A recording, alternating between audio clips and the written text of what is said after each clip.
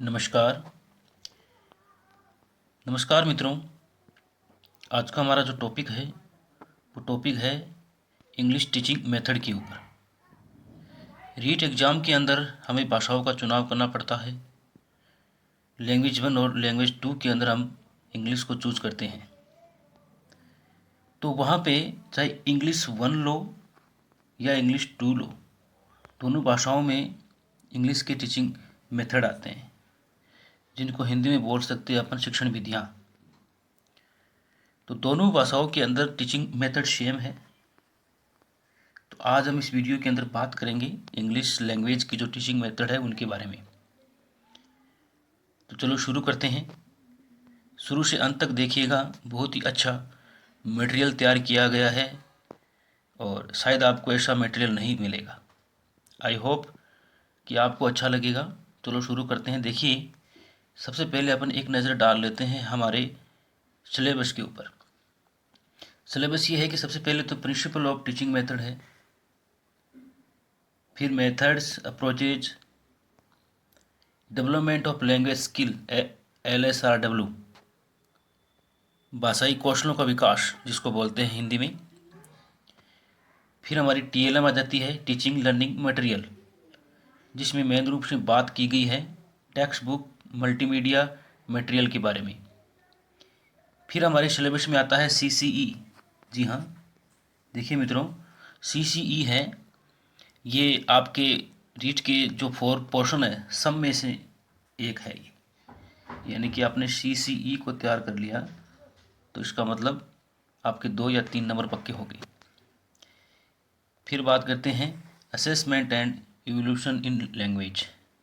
एक लैंग्वेज में असेसमेंट के बारे में यानी कि इवोल्यूशन के बारे में बातें होगी, जिसमें टेस्ट होता है, कितने प्रकार के टेस्ट होते हैं, ऐसी बातें की जाएगी।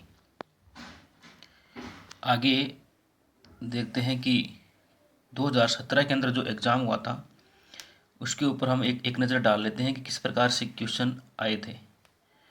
तो उसमें आए थे, सबसे पहले तो आया था एक अभिव्यक्ति कौशल के ऊपर, जिसको बोलते हैं प्रोडक्टिव स्किल।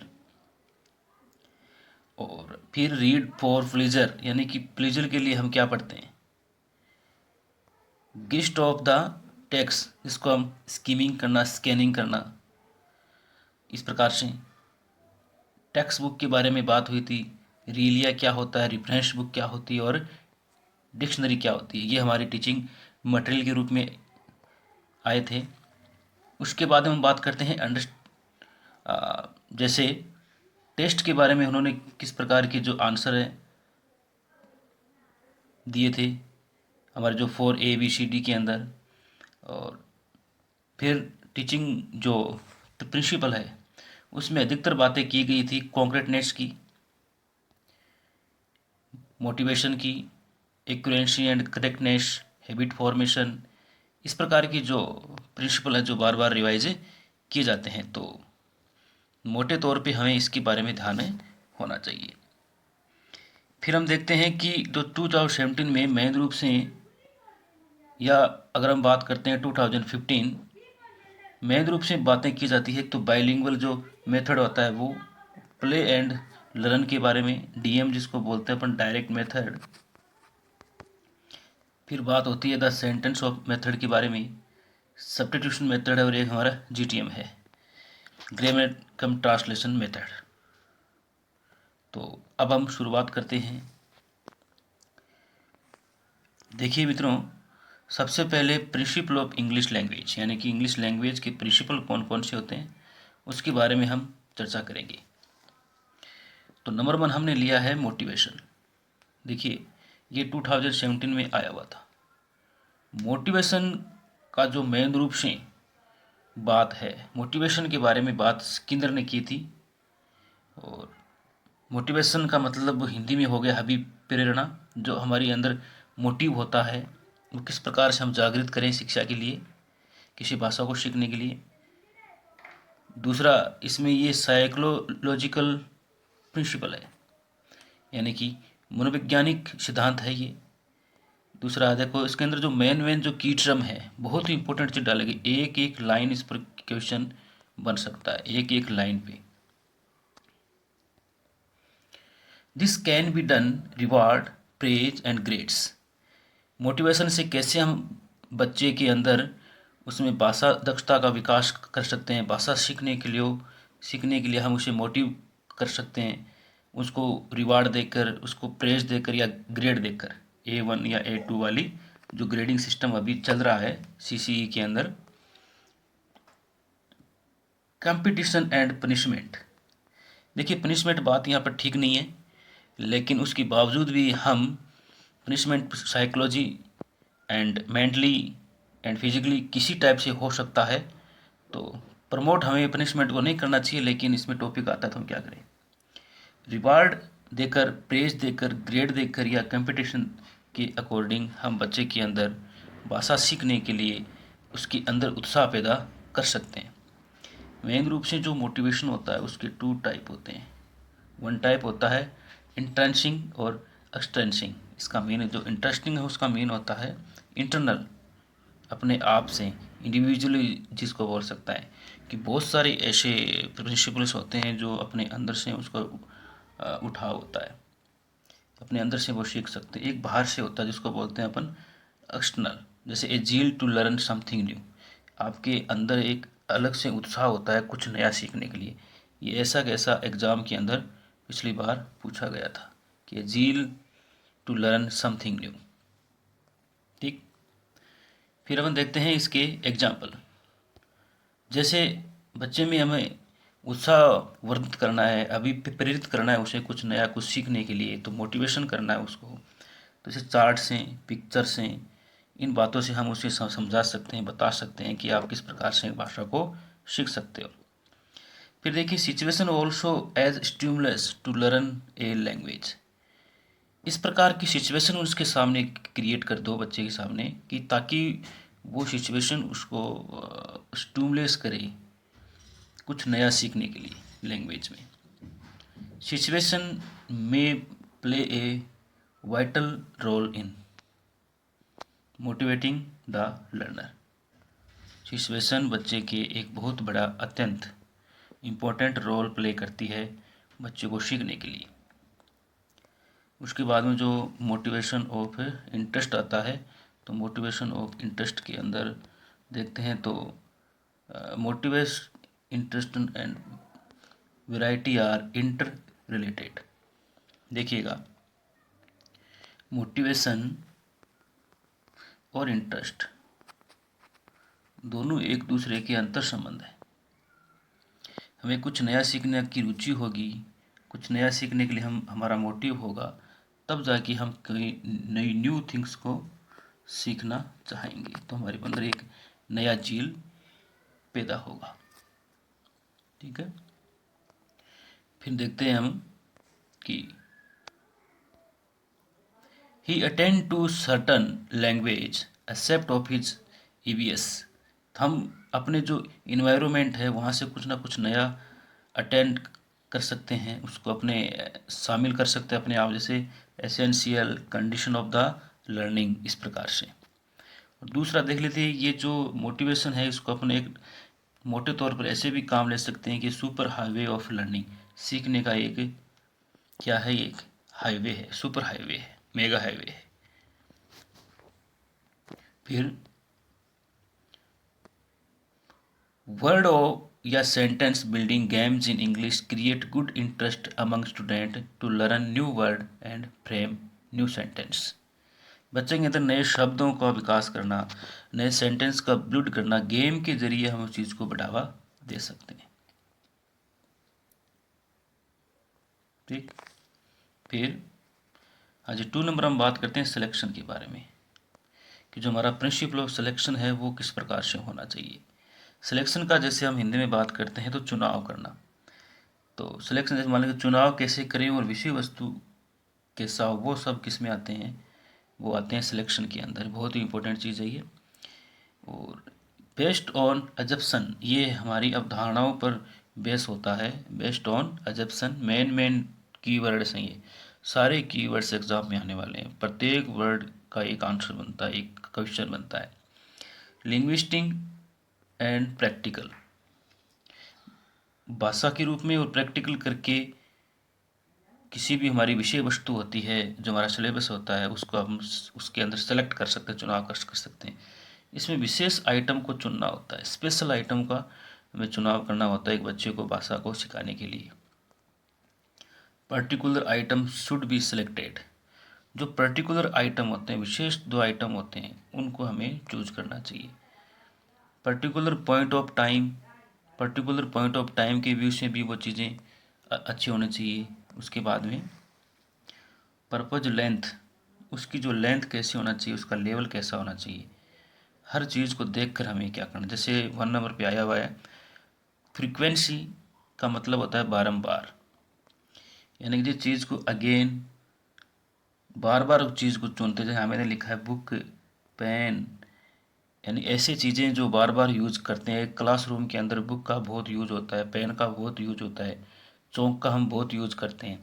ऐसे वर्ड बार बार दिए जाएं जो बार बार यूज होते हैं। तो लिखा हुआ है जिन वस्तुओं का चुनाव करना बच्चों के लिए आसान हो, उपलब्ध हो जाए, या आपके क्लासरूम में मिल जाए, या आपके उसके होम पे मिल जाए, ऐसे वर्डों का हमें चुनाव करना चाहिए।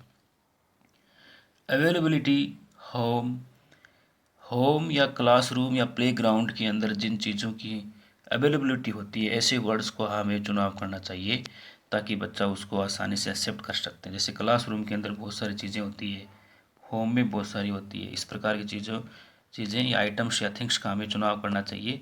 ये हमारा सिलेक्शन ऑफ द प्रिंसिपल है। रेंज, जो वर्ड होते हैं उनका रेंज हाई होनी चाहिए।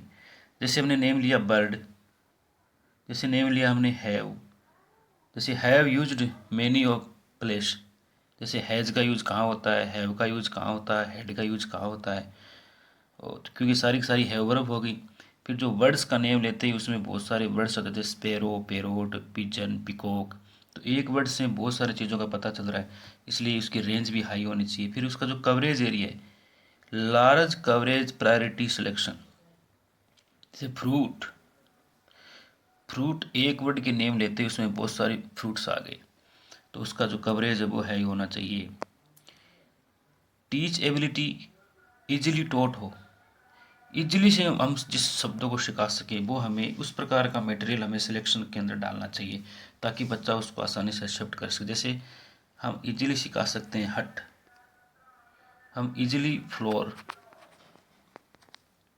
स्कूल के बाग में से स्कूल के बगीचे में से हम फ्लोर मंगवा के दिखा सकते हैं कि दिस इज ए फ्लोर। दूर से हम इंडिकेट करके दिखा सकते हैं कि दिस इज ए हट। तो इस प्रकार से एक बच्चा ये बहुत ज़्यादा चीज़ों को क्या करेगा, यूज करेगा। उसके बाद हम देखते हैं कि लर्न एबिलिटी, बच्चे की जो लर्न एबिलिटी है उसके अकॉर्डिंग हमें विषय वस्तु को तैयार करना चाहिए। टॉट अकॉर्डिंग टू एज, जैसे 2nd क्लास का बच्चा है वो 6th क्लास के वर्ड्स को नहीं सीख पाएगा, तो उसकी जो जितनी एज होती है उसके अकॉर्डिंग हमें वो चीज़ को तैयार करना चाहिए। तो जैसे लिखा होना है कि some word which can cover a large area from the point of view of depicting their meaning. Head, जैसे हमने हेड लिखा तो हेड से बनता है हेड ऑफिस, हेडमास्टर, ईटीसी। तो वो ऐसे वर्ड्स का चुनाव करना चाहिए जिससे हमें लार्ज रेंज का, लार्ज एरिया का, कैपेसिटी, लर्न एबिलिटी, ऊपर जो जितने भी वर्ड आए उन सारों को पूरा करता हो। देखिए मित्रों, daily use in school, home and society should be selected. ऐसी चीज़ों का चुनाव करना चाहिए जो हमारे स्कूल में, जो हमारे होम में, और जो हमारे सोसाइटी के अंदर वर्डों का यूज होता है। ऐसे वर्डों का चुनाव करके हमें विषय वस्तु को तैयार करना चाहिए। देखिए मित्रों, ये होता है हमारा सिलेक्शन ऑफ प्रिंसिपल।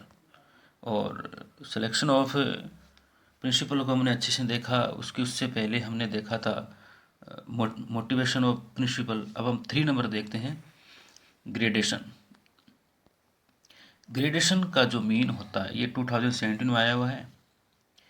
मैटर को आसान बनाना, मोटा मोटी रूप के अंदर बात करते हैं तो ग्रेडेशन को अगर समझना चाहते हैं तो मैटर को हम जो आसान कैसे बनाएं वो होता है ग्रेडेशन।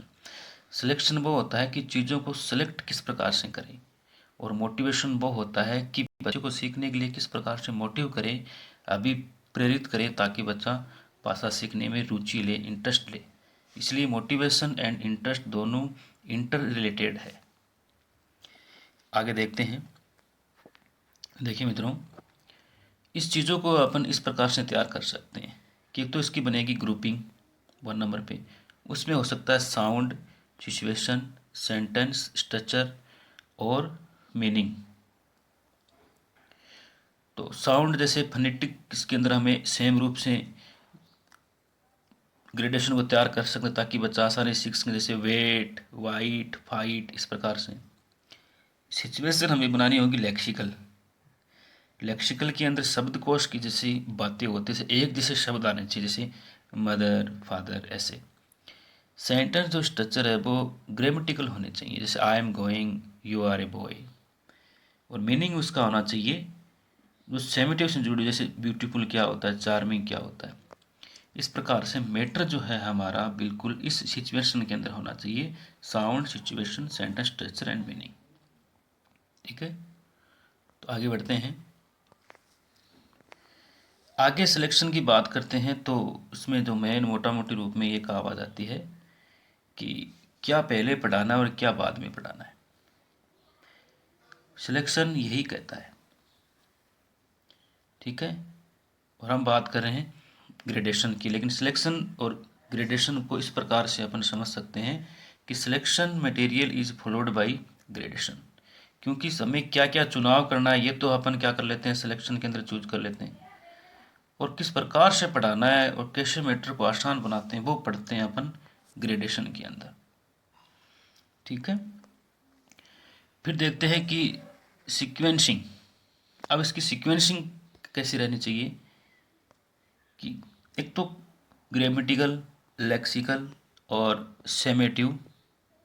इस प्रकार से हमने ग्रामेटिकल वो रहने चाहिए एसवीओ के अंदर, और लेक्सिकल रहने चाहिए जैसे फॉलो आइदर, फॉलो नाइदर, इस प्रकार से। तो इसलिए हम कह सकते हैं कि to so simply the matter then language learning selection item can also applied grading. Selection item है वो अप्लाइड की ग्रेडिंग के अंदर होना चाहिए। देखिए मित्रों, जैसे आप सिंपलिसिटी के अंदर चीज़ को यूज कर सकते हैं कि simple item are taught before the complex one. हमें सिंपल जो आइटम होते हैं वो पहले टोट करवाने चाहिए और कॉम्प्लेक्स को बाद में। जैसे हम एक सेंटेंस से समझने की कोशिश करते हैं, देखिए यहाँ पे। देखिए मित्रों, एग्जाम्पल लिया हमने कि he bought a sari to her. He bought a sari to her. अगर इसको अपन खोल देते हैं पूरा, तो ही सब्जेक्ट है, बोट वर्ब है, ए साड़ी यहाँ पर डायरेक्ट ऑब्जेक्ट है, और टू प्रीपोजिशन है, और हर यहाँ पर ऑब्जेक्ट है। ये बच्चे के लिए कॉम्प्लेक्स हो जाएगा। हम इसको इस प्रकार से भी तो बना सकते हैं, ही बोट ए साड़ी, तो सब्जेक्ट वर्ब और ऑब्जेक्ट, सब्जेक्ट वर्ब और ऑब्जेक्ट। तो इस प्रकार से आसान चीज़ें पहले बढ़ाइए और बाद में कॉम्प्लेक्स। तो मैटर को कैसे तैयार करना है वो चीज़ें हैं, मैटर को आसान कैसे बनाए। तो ऐसे हम आसान बना सकते हैं बच्चे को पढ़ाने के लिए, उसकी रुचि को जागृत कर सकते हैं भाषा सीखने के लिए। प्रिंसिपल का काम यही होता है लैंग्वेज में। अगर मेन मोटो रूप से चीज़ें देखें ना, तो सिद्धांत ये कहते हैं कि भाषा को कैसे पढ़े, कैसे एक बच्चे के अंदर वो चीज़ जागृत करें ताकि बच्चा भाषा के प्रति बहुत ज़्यादा विकास करने लगे। कॉन्क्रीटनेस शुड गेट प्रायोरिटी और अबसेस्ड मटेरियल। अबसेस्ड मटेरियल से पहले हमें कॉन्क्रीट चीज़ों को पढ़ाना चाहिए। कॉन्क्रीट का मीन होता है जिससे इमेज बनती हो। जैसे स्कूल के अंदर हमें स्टोन के बारे में बताना होता है, तो हम कहीं से भी स्टोन मंगाकर बच्चों को दिखा सकते हैं कि this is a stone. Stone आपको स्कूल में आसानी से अवेलेबल हो जाता है, लेकिन आपको सिखाना होता है फील के बारे में कि फीलिंग क्या होती है, तो वो आपको नहीं मिलेगी। तो पहले हमें कॉन्क्रीट चीज़ों के बारे में सिखाना होगा, फिर अबस्ट्रैक्ट चीज़ों के बारे में। ये एज ग्रुप और मेंटल लेवल के अकॉर्डिंग बनना चाहिए। ये हमारे 2017 में आया था। एक नज़र डाल लेते हैं कि मोटिवेशन तो होता है कि बच्चों को पढ़ने के लिए प्रेरित करें। सिलेक्शन होता है क्या पढ़ाना है और किस प्रकार से चुनाव करना है। ग्रेडेशन होता है कि उस मैटर को आसान कैसे बनाएं। तो ये बातें हो गई। देखिए मित्रों, वीडियो अगर आपको अच्छा लग रहा है तो प्लीज़ मेरे चैनल को सब्सक्राइब कीजिए ताकि आपको अच्छे से अच्छे और वीडियोज़ मिलते रहें। आगे देखिए, हैबिट फॉर्मेशन, ये भी 2017 में आया था। भाषाई आदतों का विकास, habit formation, language become a part and parcel of one's habit. Language है वो सारी हमारी एक प्रकार की पार्ट है ये, और सबका अपना अपना एक क्या है, ये हैबिट है।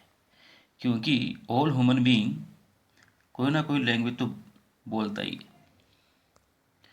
है। Student habit of speaking accent and intonation, student को क्या करना चाहिए, अपने बोलने की स्पीकिंग की हैबिट बनानी चाहिए, वो भी बिल्कुल राइट इंटोनेशन के अंदर, राइट एसेंस्ट के अंदर, जिसकी उसका प्रोनाउंसिएशन अच्छा हो सके।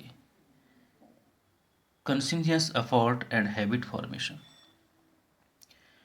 This habit formation process can go both in the classroom and outside of the classroom. ये जो हैबिट फॉर्मेशन है हमारी, ज़रूरी नहीं होता है कि क्लासरूम के अंदर ही हो।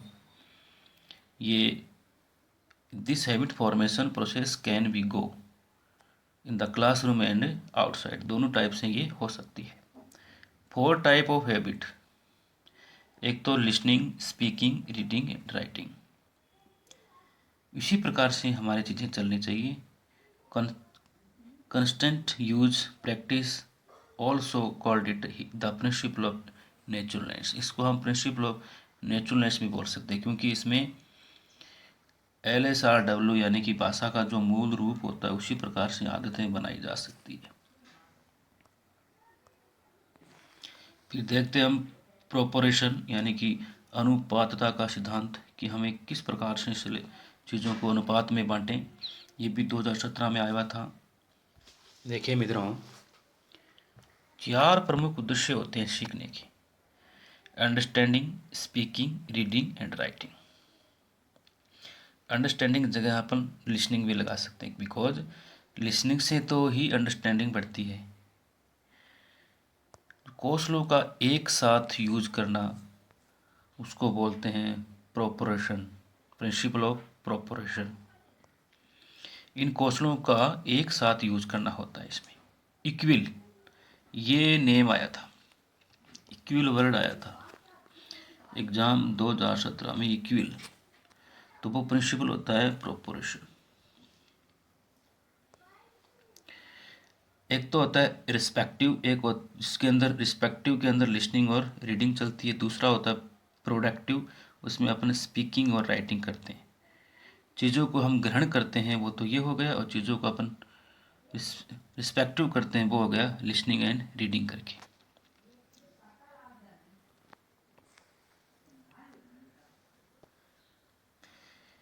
These 4 accept in order to achieve balanced and harmonious learning outcomes। ये 4 जो एक्सेप्ट होते हैं बड़े ही अचीव प्लेसमेंट के अंदर होते हैं, बड़े ही हारमोनिशियम लर्निंग को आउटसाइड करते हैं। तो इस प्रकार से होता है हमारा प्रोपोर्शन और हैबिट फॉर्मेशन। देखिए मित्रों, आगे हम बढ़ते हैं एक्यूरेंसी एंड करेक्टनेस के ऊपर। विशुद्धता और त्रुटि का सिद्धांत, ये भी 2017 में आया हुआ है। राइट एंड एग्जैक्ट ऑर्डर को हमें लिखना चाहिए, ये इकोनॉमिकल यूज होता है। इसमें जो प्रोनाउंसिएशन है, इंटोनेशन है, स्पेलिंग, स्ट्रक्चर या आर्टिकुलेशन हमारा बिल्कुल राइट होना चाहिए। Expression should be impressive, expression इसमें बड़ा ही इम्प्रेसिव होना चाहिए, और ब्रेविटी को ये इम्प्लाई करता है। उसके बाद में multiple line approach, multiple line approach यानी कि बार बार किसी अप्रोच का यूज करना। यानी कि आप जैसे नाउन पढ़ा रहे हो तो आपने एक मेथड का यूज किया, फिर चलते ही उसने आपने दूसरे मेथड का यूज कर दिया। इस प्रकार आप मल्टीपल लाइन से अप्रोचेस का यूज करते हो, वो अप्रोच होता है मल्टीपल लाइन अप्रोच। ये सिमिल्टेनियसली प्रोसेस्ड होती है, यानी कि उसी समय हम उस चीज़ को चेंजिंग कर सकते हैं। ये जुडिशली होती है, सेलेक्ट या रिजेक्ट उसी टाइम हम उस चीज़ को कर देते हैं।